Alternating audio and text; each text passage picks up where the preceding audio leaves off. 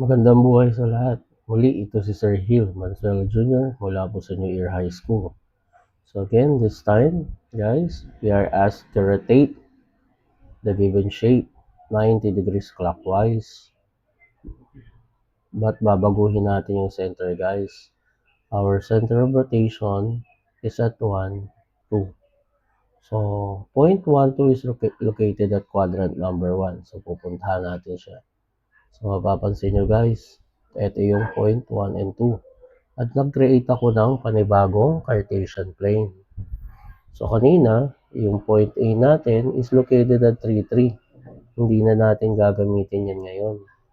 So magiging point A natin this time is 1. So positive 2 and positive 1 naman sa Y. So that is located at 2, 1. Ang ating point B, located naman siya sa continue natin, 3, 4, 5, 6, 7, 8. So, located naman yung ating point B. 6. And then, 2, 3, 4, 5 naman sa Y. Ayan. So, nagbago yung coordinates natin dahil nag-move yung center natin from the origin to point 1 and 2.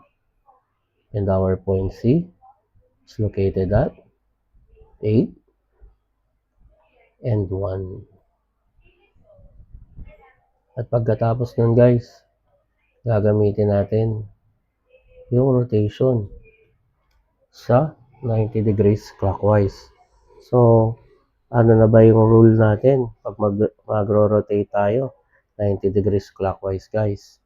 So, ulitin natin. So, sabi doon, we're going to rotate 90 degree clockwise ang ating point XY. Ang mangyayari, guys, ay mag-shift o mag-swap yung ating X and Y. Pero this time, si X ang magiging o magpapalit ng sign. Okay? So, gawin natin yun. So, A prime, B prime, and C prime. So, kukunin natin yung changes niyan. So, yung Y natin, remember, ito yung Y natin. Kukopyahin lang natin yan, guys, without changing the sign. So, you have 1, 5, and 1. Ang susunod natin gagawin, guys, kukunin natin yung value ng X, pero mag-change ng sign. So, from positive 2, naging negative 2. From positive 6 to negative 6. From positive 8 to negative 8. So, therefore, ito na yung mga bago nating coordinates or rotated shape natin, triangle ABC. So, simulan na natin. So, ang A prime natin is located at positive 1 and negative 2. So, negative 1, negative 2.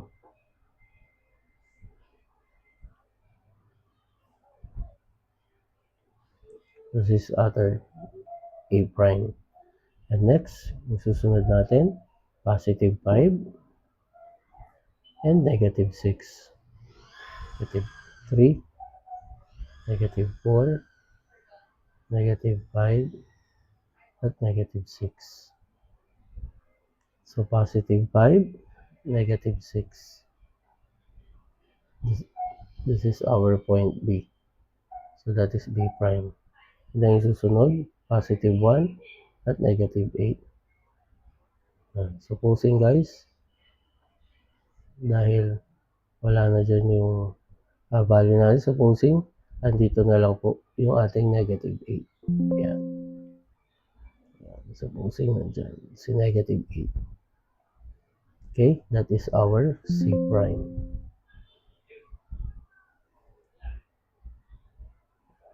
Okay, and then we're going to connect these points gamit ng line segment. So muli po, pag ay gagawa nito, guys, gamit tayo ng ruler, okay? And of course, i-adjust natin yung ating coordinates guys, no? So dito kasi kinulang tayo. Dapat aabot tayo ng negative 8, no? So we assume that this is negative 8 na sa y. Ayan, then connect na natin yung mga points na yan. Ayan guys. So this is the original figure and this is the rotated figure. So yan, ito na yung pinakadulo ng ating rotation guys.